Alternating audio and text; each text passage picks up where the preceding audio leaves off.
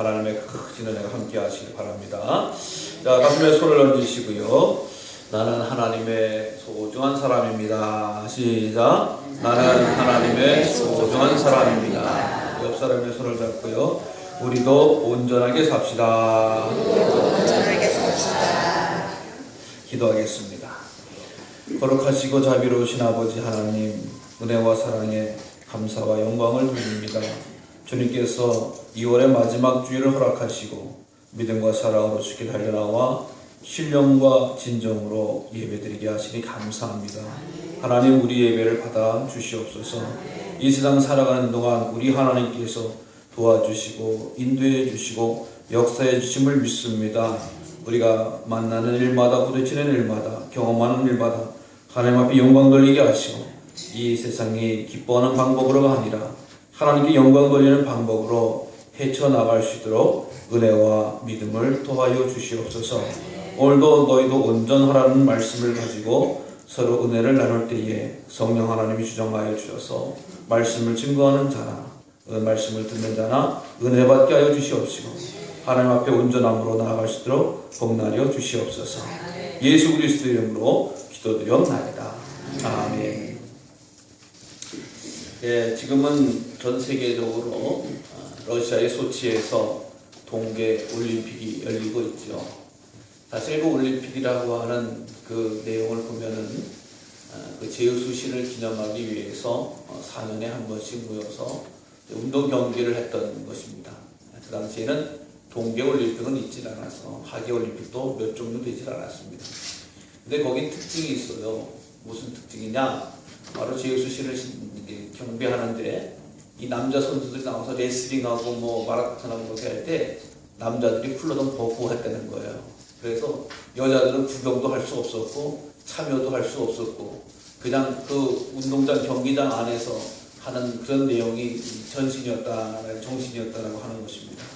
근데 이제 그것이 없어졌다가 쿠웨이팅에 의해서 복원되면서 전 세계에 축제가 되어져서 이기는 게 목적이 아니다. 올림픽은 참가하는 데 목적이 있다라고 이렇게 정신을 가지고 더 빨리, 더 높게, 더 힘차게 라는 그런 표현을 가지고 시작을 했습니다. 그래서 우리가 알다시피 동그란 원, 5개의 원, 색깔이 다른 원에 연결되어져서 이 세상의 5대양 6대주에 있는 사람들이 모여서 운동 경기하고 화합하고 일치하자라고 하는 것을 보게 됩니다. 그래서 정말 우리나라도 이제 다음번 차기 동계올림픽을 개최하게 되는데 정말 요즘 보면은 이 김연아 선수에 의해서 마치 금메달이 빼앗긴 듯이 서운한 모습들이 많이 이렇게 올려진 것을 보게 됩니다. 어쨌든 사람이 하는 일이기 때문에 완전할 수가 없는 것 같아요. 서운한 면도 있고 또 부족한 면도 있습니다. 그래서 흔히 어떤 사람은 하는 얘기가 4년 뒤에 한번 보자 뭐 이런 얘기를 하면서 이제 똑같은 마음을 갈고 있는 그런 모습을 보게 되는데 참 스포츠를 보면 항상 각본 없는 드라마, 감동을 주고 그것을 보게 됩니다. 저도 자다가 잠깐 깨서 또 이렇게 경기를 보게 되면 참 흥분되고 어쩌면 참 귀하고 때로는 눈물까지 나더라고요. 저게 얼마나 힘들게 하는 운동인데 저거 금메달, 동메달 못 땄다고 때로는 사람들이 서운해하고 원망하고 정말 운동이라고 하는 건 정말 거의 죽음과 같은 것을 경험하면서 극복해 나가는 분들이 하는 게 운동이고 또 세계적인 그 마당에 뛰고 있다라고 하는 것 자체가 이미 세계적인 선수가 아닌가 싶습니다. 그래서 그것을 쭉 내용을 봤더니 크게 두 가지로 나누더라고요. 하나는 얼음 위에서 하는 거하고 하나는 눈 위에서 하는 거다라는 거죠. 그래서 얼음 위에서 하는 것은 우리가 알다시피 뭐 스케이트 같은 거, 피겨 스케이트 같은 거, 아이스하키 같은 게임이 있고 눈 위에서 하는 것은 스키 같은 거, 점프 같은 거 있고 뭐 여러 가지 그런 내용들을 보여주고 있습니다. 자, 그러면서 정말 우리가 이 아름다운 세계적인 축제임에도 불구하고 정말 때로는 서운함도 있고 아쉬움도 있고 또 불편함도 있습니다. 또 여러 가지 해결의 방법을 찾아보지만 마땅히 있지는 않은 것 같아요. 그래서 세상의 방법, 세상의 이야기를 너무 관심 가지고 거기에 빠져 있으면 우리들이 건전한 판단력과 또 올바른 생각을 갖기가 힘들더라고 하는 것입니다. 오늘 예수님께서는 산상수훈을 말씀하고 계신 거예요. 예수님께서 산상수훈, 즉 갈릴리 산에서 말씀을 증거하셔서 많은 사람들이 들었다라는 산상수훈이라고 해요. 마태복음 5장부터 7장에 이르기까지 예수님이 하셨던 말씀입니다. 그래서 사실 이 산상수훈의 말씀은 어느 말씀보다도 주옥과 같은 말씀이 되는 거예요. 예수님께서 친히 수없이 많은 백성들 또 사람들을 모아놓고 그들에게 가르쳤습니다. 그래서 이 산상수훈의 얽힌 여라는 이 산상수훈을 듣다가 이제 떡이 떨어져서 음식이 떨어져서 오병이어의 기적도 나타나는 것 같이 아주 말씀에 단지 흠뻑 취해지는 아주 예수님의 말씀이 증거되었던 거예요. 그래서 예수님께서 여러 가지 예언 가운데서 오늘 하셨던 말씀은 세상에서 떠돌아간 얘기, 세상의 법적인 얘기, 세상의 이 기준이 되었던 얘기를 뛰어넘으라고 하시는 그런 말씀을 주시면서 너희들에게 온전하라고 말씀하고 있는 겁니다. 세상에서는 뭐라고 이야기했습니까? 먼저 또 눈은 눈으로 이는 이로 갚으라 하였다는 것을 너희가 들었다라고 이야기해요. 눈은 눈으로 이는 이로라고 하는 거. 정말 어떻게 보면은 세상의 법칙으로는 아주 합당한 이야기예요. 그래서 이것을 이야기할 때에 이 동형보상법이다, 동해보상법이다라고 하는 그런 생각들을 가지고 있었다. 왜? 내가 손해봤으니까 너도 손해봐야 된다라고 하는 거예요. 내가 어려움 당했으니까 너도 어려움 당해야 된다. 그래서 오늘날 같이 이 법을 가지고 있는 나라가 사우디아라비아라든가 이란이라고 하는 나라죠. 그래서 어디서 절도하다가 걸리면 법이 뭐예요? 그 손모가지를 잘라버려라. 그래가지고 사우디아라비아 같은 경우에는 손모가지를 절도 오면 손모가지를 자릅니다. 또 이란 같은 경우는 어떤 일이 있었냐? 한때 사귀던 이 여자에게 결혼을 하자고 했는데 여자가 결혼하지 않겠다고 그러니까 남자가 화가 나가지고 여자의 눈에다가 염선을 pos어요. 그러니까 법률이 어떻게 되느냐? 그 여자도 남자의 눈에다가 염선 10방울을 떨어뜨려라. 이런 법률이야. 아주 그냥 무서운 법인 거죠. 이게 참 세상의 가치로 보면은 아니 쟤도 손해봤으니까 너도 손해봐야 되는 거 너무나 당연한 것 아니냐라고 이야기를 하는데 이것을 어떻게 보면은 과거에는 또 이런 이야기가 있을 수밖에 없었어요. 왜 그러냐? 손해보는 사람은 맨날 손해만 보고 있으니까 억울함을 풀 바람이 없는 거예요. 그러니까 너라도 똑같이 해서 보복해줘서 너의 억울함을 풀어줘라 라고 하는 세상의 법칙이 되어진다라고 하는 것이죠. 그래서 이성적으로는 참 오늘날 가치관으로는 이해하기 힘들지만은 당시에 약자를 보호하기 위한 또 수단이기도 했고 또 더 이상 또 험한 일을 감당하지 못한 억제적인 어떤 그런 이것을 가지고 있는 그런 법이기도 했다라고 하는 것이에요. 사실 성경에서도 보면 이런 상황을 능히 했음에도 불구하고 이렇게 하지 않은 분들의 이야기를 우리가 들을 수가 있는 겁니다. 사울의 이야기가 사울과 다윗의 이야기 가운데 들었습니다. 사울이 어떤 방법을 취해서든지 다윗을 죽이려고 했습니다. 그러니까 죽이려고 했을 때에 이 다윗도 나도 그러면 너를 죽여야 된다라고 하는 것은 당시에 똑같은 법일 수 있는 거예요. 그런데 우리가 너무나 잘 알다시피 다윗이 사울을 죽일 수 있는 보복할 수 있는 두 번의 기회를 하지 않는 것을 보게 됩니다. 첫 번째는 엔게디 근처의 동굴에서 있었던 일이죠. 사울 왕이 다윗을 잡으려고 돌아다니다가 볼일이 급해져가지고 골무 속에 들어와서 볼일을 보게 됩니다. 그러니까 볼일을 보는데 아무런 준비도 하지 않고 있는 상황 속에서 그냥 쳐들어가서 찔르면 죽을 수 있는데 어떻게 됐죠? 옷자락만 살짝 비어졌습니다. 그러서 또 이 다음에 하길라 산에 있는 방야에서 진을 치고 있을 때에 자는 사울의 침소에 들어갑니다. 그리고 거기에 있는 이 창이 있었지만은 그것을 아주 찔리지 않고 그것을 가지고 나옴으로 말미암아서 살려주는 것을 보게 됩니다. 이렇듯이 이미 구약에서의 법성에서도 사실 그렇게 할 수 있는 그런 가운데도 불구하고 사울은 이 다윗의 은혜를 통해서 죽임을 당하지 않았다라고 하는 것을 보게 됩니다. 또 이 당시에 또 여러 가지 이야기 가운데서 내 이웃을 사랑하고 원수를 미워하라 라고 하는 말입니다. 여러분 세상의 법칙 당연한 거죠. 오늘날에도 마찬가지일 수 있습니다.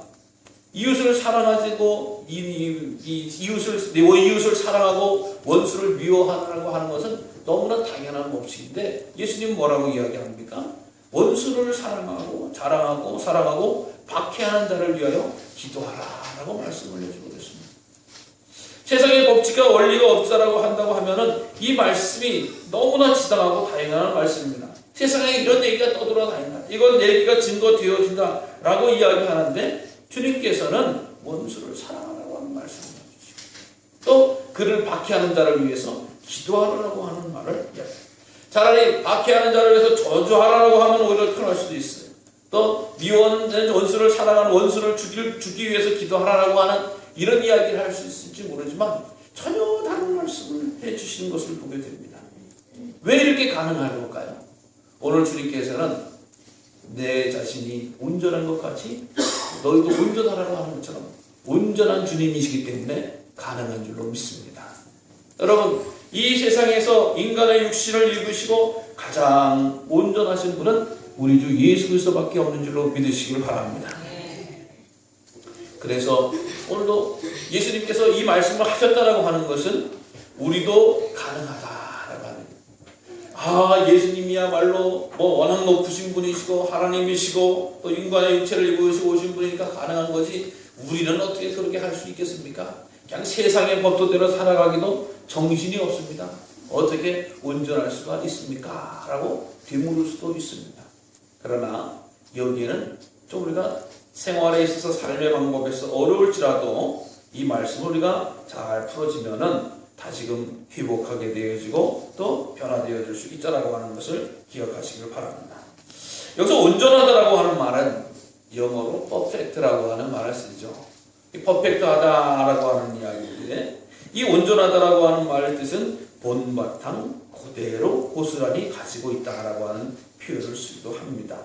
그래서 이 헬라어로는 텔레이오스라고 하는 말을 쓰면서 목표에 충분하게 도달하고 달성하고 완전한 사람이다라고 하는 그런 표현을 쓰고 있습니다.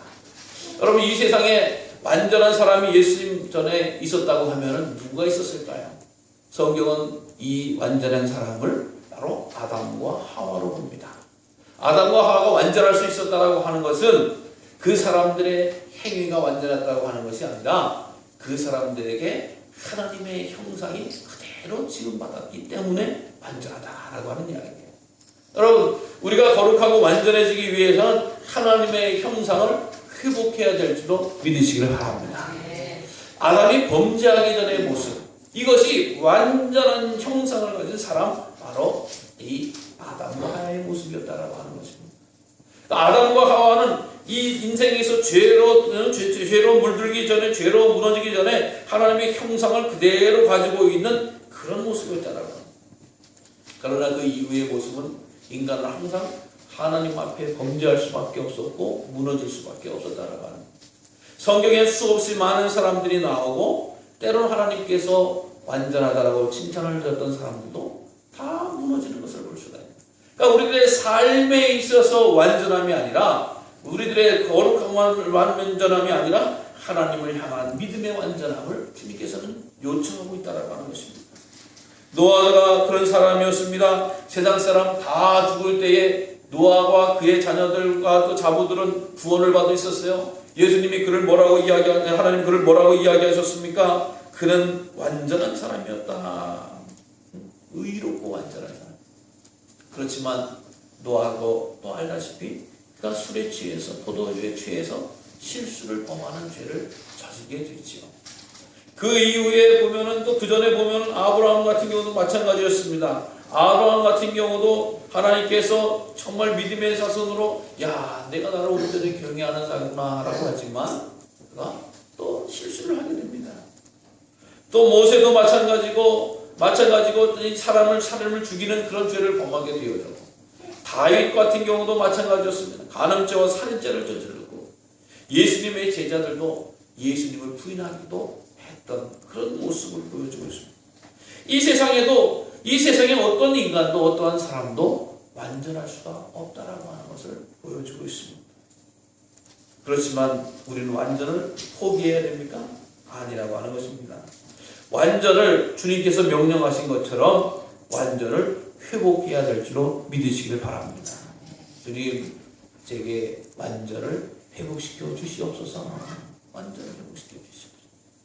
이것이 무엇이냐? 바로 내가 하나님의 은혜 가운데서, 믿음 가운데서 온전히 거하기를 원하는 이런 모습을 가져야 된다고 하는 것입니다. 온전을 회복하기 위해서는 무엇보다 하나님의 형상을 회복해야 된다. 범죄하기 전에 인간 아담의 모습을 회복해야 된다. 우리가 죄 가운데 있는 자들은 하나님의 죄를 해결해야 된다고 하는 것입니다. 그래서 믿음으로 이 죄를 해결해야 된다고 하는 것이, 예수 그리스도만이 우리들의 죄를 해결해 줄 수 있는 분이라고 하는 것을 믿어야 된다고 하는 것입니다. 예수님만을 의지해야 된다고 하는 것입니다.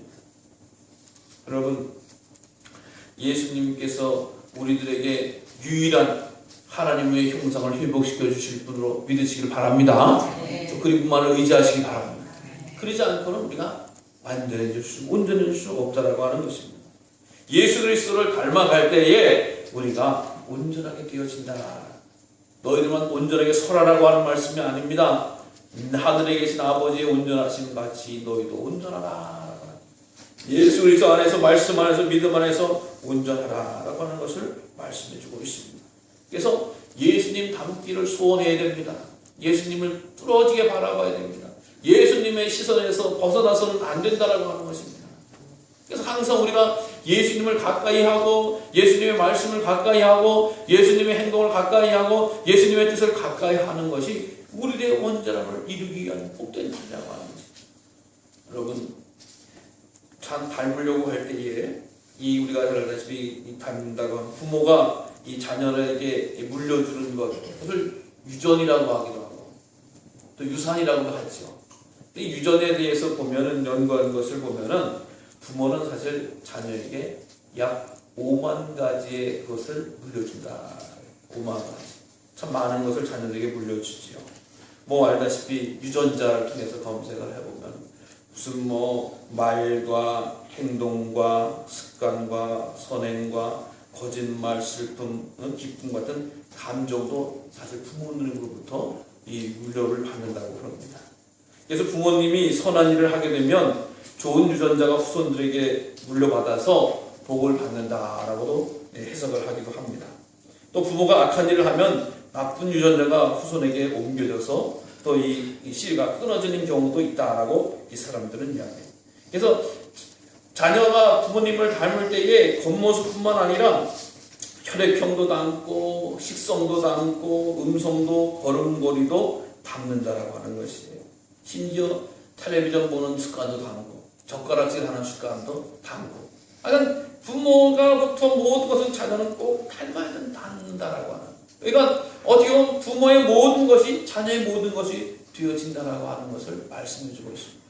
그렇기 때문에 오늘 우리가 믿음의 생활하는 데 있어서 정말 조심해야 되는 거예요. 정말 잘 다듬어야 된다고 하는 거예요. 왜? 내가 아니라 나의 자녀들이 닮는구나. 나의 작은 것 하나만 돼도 내 자녀가 닮는다라고 하는 것을 반드시 기억해야 됩니다. 제일 우리가 소원하고 기도하면 믿음을 담을 수 있도록 소원하시길 바랍니다. 나의 믿음이 하나님의 믿음을, 하나님 앞에 바로 서기 위해서 예수 그리스도를 잘 닮을 수 있는 그런 모습도 가져야 되지만, 나를 통해서 내 자녀가, 우리 자녀들이, 내 자손손이 하나님을 닮는구나, 믿음을 닮는구나라고 하는 것을 우리는 늘 기억하고 있어야 된다라고. 그래서 아름다운 믿음의 역사를 닮아갖고 아름다운 믿음의 역사를 이루기까지 해야 된다라고 하는 것이에요. 그래서 사도 바울과 같은 경우는 내가 예수님을 닮기 위해서 태산의 수고까지 갖는다.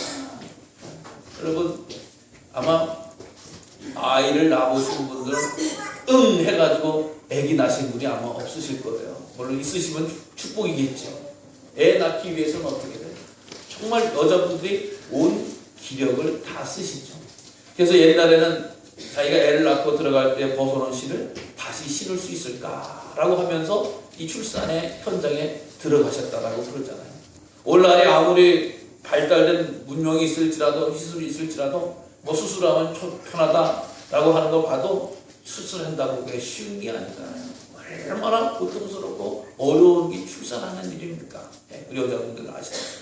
근데 마치 내가 그리스도의 형상을 담는 것은 내가 출산한 것 같은 고통과 어려움이 있습니다.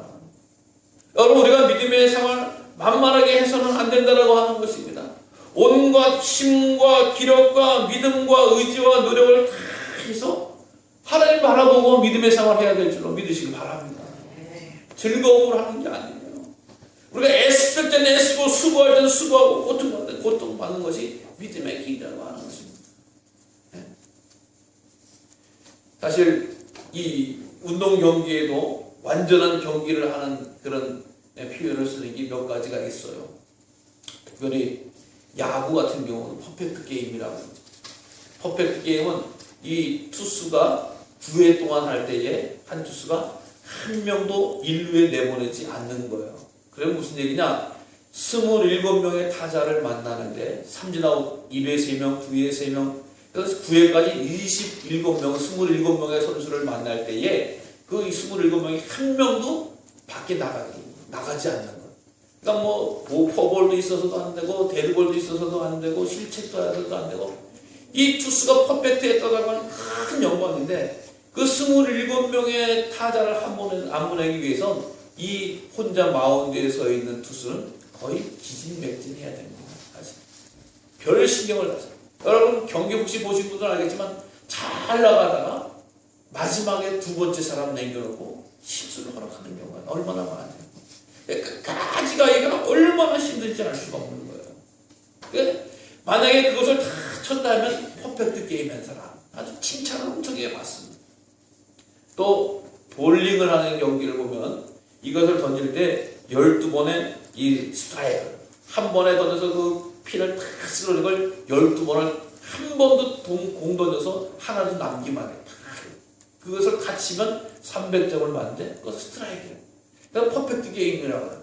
그것도 엄청나게 힘든 거예요. 그 공이 떼굴떼굴 굴러가지고 하나를 실수를 남기면 퍼펙트가 깨지는 거예요. 또 골프를 치는 사람이 골프를 딱 쳤는데 한 방에 날아가서 또르륵 굴러가서 공에 똑 떨어졌을 때 그것을 퍼펙트, 이글이라고 퍼펙트라고 이야기를 하죠. 홀인원이라고 이야기를 하죠. 그렇게 어렵고 힘들고 아주 곤란한 거 있을까 말까. 퍼펙트한 그 홀인원 하는 사람들 같은 경우는 막 악수도 하는 게 주변 사람이에요. 그 좋은 행운이 나에게도 오라. 뭐 이렇게 칭찬하고 이런 이야기를 한다라고 하는 거예요. 여러분 이렇게 퍼펙트하고 완전한 것은 쉬운 것이 아닙니다. 그럼에도 불구하고 왜 그것을 추구해야 됩니까? 바로 우리는 하나님의 사랑이기 때문인 줄 믿습니다. 하나님의 사랑으로 인정받고 하나님의 사랑으로 살아가고 하나님의 사랑으로 쓰임받는다고 하는 것이 이 인생에 있어서 최고의 복인 줄로 믿으시기 바랍니다. 하나님 말씀과 무관한 사람은 하나님도 책임져 주시지 않는 것입니다. 하나님도 인도해 주시지 않는다라고 하는 것입니다. 하나님께서 이 칼 융이라고 하는 분은 이런 이야기를 했어요. 나는 좋은 사람 되기보다 차라리 온전한 사람 되기를 원합니다. 얼마나 지혜로운 사람인지 알 수가 없는 거죠. 난 좋은 사람, 저 사람 좋은 사람이야, 좋은 사람이야 이런 칭찬 듣고 다니는 것보다 저 사람은 온전한 사람이야 라고 하는 이야기를 듣는 것이 좋다는 거예요. 여러분 우리는 주 안에서 온전함을 사모하시길 바랍니다. 온전함을 누리기 위해서는 오직 예수인 줄로 믿으시길 바랍니다. 예수님의 형상을 담기를 원하시길 바랍니다. 예수님의 말씀에 순종하시길 원하시길 바랍니다. 예수님의 의를 이루시길 원하시길 바랍니다. 세상에서 이렇게 살아가더라, 세상에서 이렇게 물론 처세에 있어서 어느 정도 유익할 수는 있죠. 그러나 그것으로는 완전함을 이룰 수는 없다라고 하는 것입니다. 오늘 주님은 말로 다 할 수 없는 어려움을 우리에게 말씀해 주고 있는 것 같아요.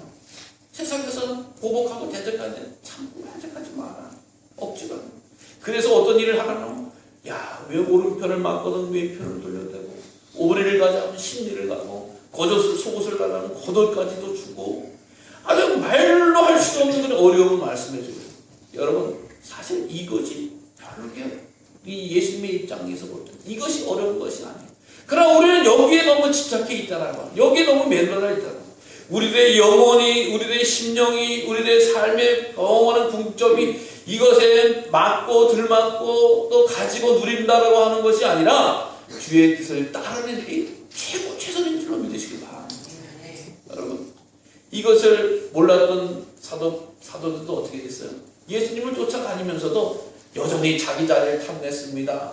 여전히 세상의 권세를 두려워했습니다. 여전히 세상이 좋아하는 일을 쫓아다니기도 했습니다. 그러나 예수님이 부활하신 다음에는 어떻게 됐죠? 예수님의 뜻을 이루는 것이 최고구나. 예수님과 끝까지 가는 것이 최고구나. 예수님의 말씀에 순종하신 것이 최고구나. 예수님을 쫓아 십자가를 지는 것이 영광이구나 라고 하는 것을 알게 됩니다. 그래서 사도 바울과 같은 경우도 자기 자신의 모든 것을 내려보내는 거예요. 그래서 그가 뭐라고 이야기하십니까? 나는 이전 것은 배설물과 같이 이겼다. 학벌이고 집안이고 자기 배경이고 지식이고 그것을 배설물과 같이 여겼다라고. 오직 십자가에 달린 예수님만 바라봤다. 오직 예수님만 쫓아가는 것이 최고였다라고. 세상 사람들이 살아간다라고 하는 것이 우리를 너무 압도해서는 안 됩니다. 세상에 주님의 말씀이, 주님의 가르침이, 주님의 인도하심이 우리를 인도하는 귀한 재료가 되어야 될 줄로 믿으시기를 바랍니다. 그래서 하나님께서 이렇게 따라가려고 하고 노력하려고 하는 믿음으로 달려가려고 하는 자들을 긍휼히 여겨주시고 은혜로운 자로 함께 해주신다라고 하는 것입니다. 그러나 당시 많은 사람들 그렇게 가르침을 받는 거예요. 이렇게 살아라, 저렇게 살아라, 이렇게 그렇게 살아라. 얼마 전에 한 신문 기사를 본 적이 있어요. 신문 기사를 본 적이 있는데 그것이 뭐냐? 바로 내용인즉 바로 우리가 많은 기독교인들이 이 세상에서 잘 살아가는 방법에 대해서 너무 노력하더라고 하는 거예요. 이 세상에서 잘 살아간다라고 하는 것이 정말 주님의 뜻을 따라서 섬기는 삶으로 영광을 돌리는 삶으로가 아니라 이 세상에서 어떻게 하면 빨리 성공을 할까? 어떻게 하면 좋은 자리에 올라갈까? 어떻게 하면 높은 지위에 올라갈까? 라고 하는 것에 너무 집중하고 관심을 갖는. 여러분, 물론 하나님께서 상급으로 들어서 주시고 또 축복으로 인도해 주신다고 하는 것은 믿습니다. 그러나 예수님을 어떻게 하면 따를까? 예수님을 어떻게 하면 순종할까? 예수님의 말씀에 어떻게 하면 이룰까라고 하는 것에 관심이 아니라 내가 어떻게 하면 높아질까? 내가 어떻게 하면 빨라질까? 마치 하나님 앞에 심판을 받았던 자기를 위한 바벨탑을 너무 쌓고 있는 것이 아니다라고 하는 그런 글을 본 적이 있습니다. 사랑하는 성도 여러분, 우리들의 믿음의 생활의 최우선은 예수 그리스도인 줄로 믿습니다. 예수님 앞서서 안 되어지는 거고 예수님의 뜻을 벗어나서도 안 되는 줄로 믿으시기 바랍니다. 예수님께서 주신 말씀 온전히 순종하기를 원합니다. 예수님 따라가기를 원합니다. 예수님이 내 뒤에서 내가 저지른 사건과 사고와 어려움을 처리해 주세요 라고 하는 것이 아니라 제가 예수님이 주신 말씀, 예수님이 가르쳐 주신 은혜, 예수님이 지키게 해주신 도리를 온전히 따라가겠습니다. 그래서 예수님을 믿으면 바울은 뭐라고 이야기하냐? 약 5개 정도의 온전함을 누릴 수 있다라고 이야기를 하고 있어요. 에베소서 3장에서 보면 우리가 다 하나님의 아들을 믿는 것과 아는 일이 하나가 되어 온전한 사람을 이루어 그리스도의 장성한 분량이 충만한 데까지 이른다라고 이야기해요. 어떤 것을 온전함에 이르냐? 예수님을 따르면 몸이 온전해진다. 두 번째는 지성이 온전해진다. 그래서 소마 또는 로고스. 그 다음에 셋째는 감성이 새로워진다. 감정이 또 에토스 덕성이 새로워진다. 넷째는 덕성. 또 다섯째는 스피리추얼 영성이 새로워진다. 그러니까 우리가 이 세상 사람은 항상 주님을 붙잡아야 돼요. 어느 자든지 예수님을 붙잡고 예수님 새롭게 해주시고 예수님 인도해 주시고 예수님 역사해 주세요. 어느 순간도 예수님의 뜻에 벗어난다고 하는 것은 우리들의 온전함과는 거리가 먼 길이라고 하는 것입니다. 여러분, 때로는 힘들고 어려울 때도 항상 예수님을 끝까지 포기하지 않고 부르짖으며 부르시고 붙잡으시고 소원하시고 닮으시기를 간절히 주의로 부탁을 드립니다. 네. 이것이 바로 온전함의 비밀이라고 하는 것입니다. 오늘 이 세상에 많은 사람들이 자기 중심적으로 여기도 가고 저기도 가고 앞세우기도 하고 벗어나기도 하는 것을 보게 됩니다. 그것은 모두 다가 우상일 수밖에 없습니다. 오늘 우리에게 믿음의 길을 걸까 하셨다면 예수님이 최고고 최선이 되어야 된다고 하는 것을 꼭 기억하십니다. 이것이 주님이 원하시는 온전한 삶의 비밀이라고 하는 것을 꼭 기억하시면서 나도 온전할 수 있다. 나도 온전할 수 있다라고 하는 이 역사적인 비밀을 가지시고 믿음으로 승리하시기를 간절히 주님의 이름으로 축원합니다. 기도하겠습니다. 거룩하신 아버지 하나님, 은혜와 사랑에 감사와 영광을 돌립니다. 연약하고 아둔한 우리를 자녀 삼으셔서 빛과 소망과 생명으로 인도해 주셨는데 죄들 그 뜻을 깨닫지 못하고